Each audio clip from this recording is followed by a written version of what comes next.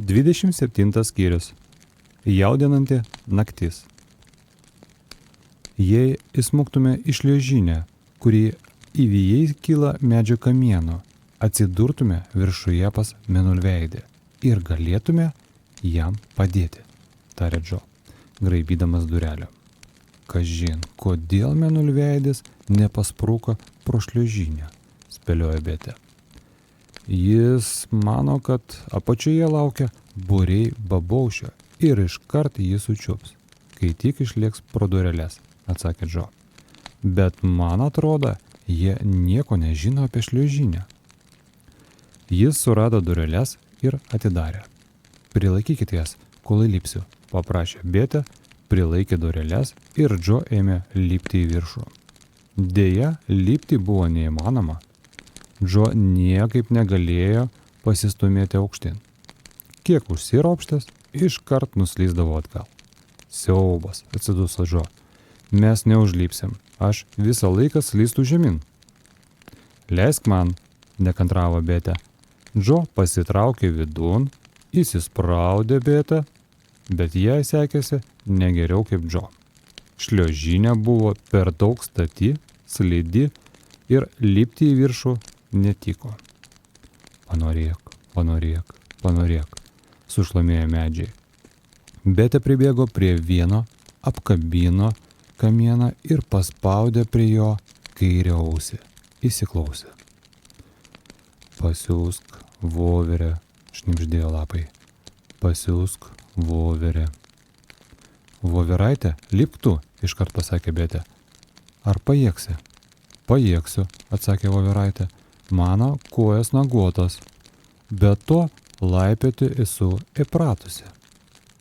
Bet kokia iš manęs nauda? Aš per kvaila ir nieko negalėsiu patarti mėnulveidžiui. Panorėk. Vėl garsiai ošė medžiai. Dabar Džo prispaudė ausį prie vienų kamienų. Voveraitė iš viršaus numes virvę, sušnibždėjo medis. Aišku, nudžiugo Džo. Kodėl aš apie tai nepagalvojau? Pasakyk ir mum, paprašė mergaitės.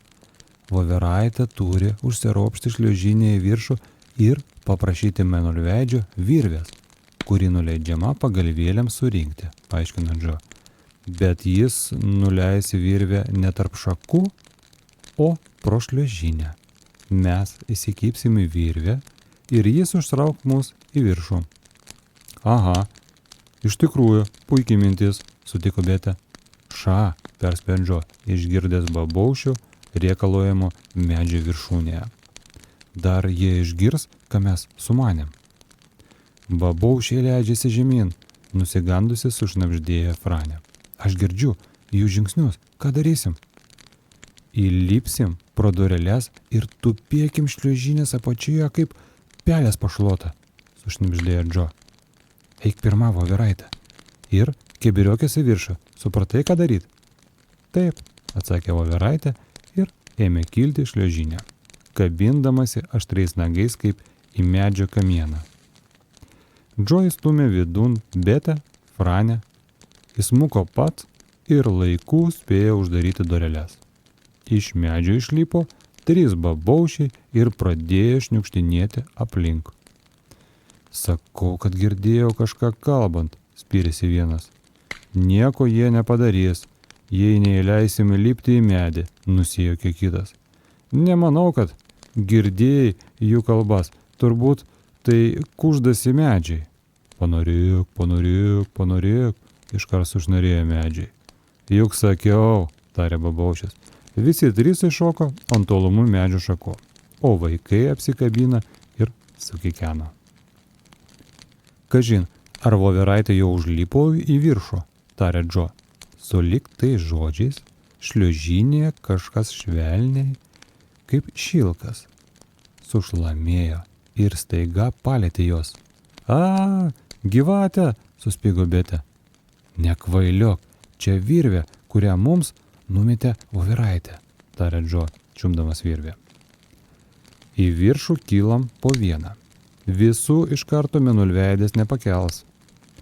Pirmoji į virvę įsikybo Franė ir ėmė kilti šliuožinę. Šliuožinėje buvo tamsu, tylu ir nejauku. Pagaliau ji išlipo viršuje, Mėnulveidės nuo virvės traukimo buvo visas išraudęs. Apskritame kambarėlėje degė žiburys. Mėnulveidės labai nudžiugo pamatęs Franę. Jis apkabino ją, o paskui nuleido virvę Betei. Tada Džo. Netriukšmaukit, tyliai tarė Mėnulveidės, apkabindamas ir kitus. Babaušiai būdi už kiekvieno durų. Mes labai nusiminėm sužinoję, kad jūs patekot į nelaisvę, tarė Džo. Ar tu negalėjai nusileisti šliuožinę ir pasprukti? O gal manei, kad apačioje būdi babaušiai? Maniau, atsakė Mėnulveidės. Svarbiausia, pagalvojau, kad jeigu nusileisiu vienas, paliksiu medėje visus draugus, o tai padaryti būtų žema. Taip labai žema, pritarė Džo. Išsigelbėti pačiam ir palikti nelaimėje kitus. Mėnulveidė, tai ką mums daryti? Tiesiog nežinau. Aš jau ilgai laužau galvą, bet nieko gero nesugalvojau. Gaila, kad nėra šilkaplaukės, tarė Džo. Pasitartume, ji protinga. Jos negalim pasikviesti, tarė Mėnulveidės. Ji užrakinta kaip ir aš. Džo, Mėnulveidė, staiga prabilo Franė, paraudusi iš susijaudinimo. Aš sugalvojau, kaip išsigelbėti. Kaip, sušuko visi. Paprašykim voveraitės nunešti raštelį miško elfams, pasiūlė Franė. Prisimenat, kaip mes jiem padėjom, kai pirmą kartą atėjom į mišką. Tada jie pasakė, kad visada mielai mums padės. Taip, tik ko jie gali padėti, suabejojo Mėnulveidės. Niekas nežinojo, bet Džo staiga linktelė ir suspigo. Ša, puolė jo tildyti draugai. Atsiprašau, tarė Džo, bet pagaliau man toptelėjo gera mintis. Klausykit. Voveraitė paprašys elfų ateiti čia būriu, o mes visus virve užkelsime viršų. Paskui Mėnulveidės sušuks babaušiams, kad gali pasakyti stebuklingus užkeikimus. O kai jie atidarys duris, mes su elfais pulsim jos ir įveiksim. Puikiai sugalvota, pagyrė Mėnulveidės ir susižavėjęs pažvelgė į Džo. Tiesiog nuostabiai, pritarė mergaitės. Džo buvo patenkintas. Ir dar, atrakinsim kitų namelio duris, kad visi belaisviai mums padėtų, tarė jis. Mūšis turėtų būti žiaurus, įsivaizduokit. Koks įsiutęs bus Pikčiurna Kaukas ir ponas kaip jis ten. Babaušiam bus liūdna. Visi sukikena. Voveraitė palėtė Džo kelią. Duok raštelį, tarė ji. Žinau, kur gyvena ponas Žandiniočius. Nunešiu raštelį jam, tegu šaukėsi elfus. Džo išsitraukė pieštuką ir parašė raštelį ant Mėnulveidžio paduoto popieriaus lakšto. Laiškutį jis sulankstė ir padavė Voveraitei. O šį jį dar kelis kartus perlinkė ir užsikišo už žando. Babaušiai gali mane sugauti, paaiškino ji, bet raštelio už žando tikrai neieškos. Ji atsitupė ant pūkuotos uodegos, atsispyrė ir žaibiškai nušvilpė šliuožinę. Franė sukikeno. Uodega vietoj pagalvėlės, tarė ji, šaunuolė Voveraitė. Tikiuosi, jį ras poną Žandiniočių. Dabar turim tyliai sėdėti ir laukti, tarė Mėnulveidės.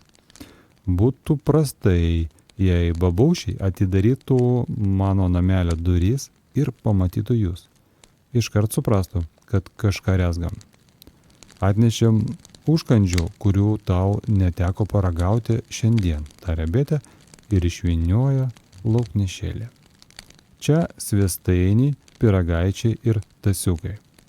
Vaišinsimės visi, tarė Mėnulveidės. Aš turiu spragučių.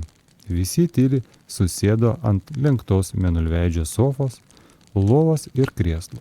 Valgė ir šnibždėjusi laukdami, kol grįš Voveraitė su ponu Žandiniočium ir elfais. O kasgi buvo paskui?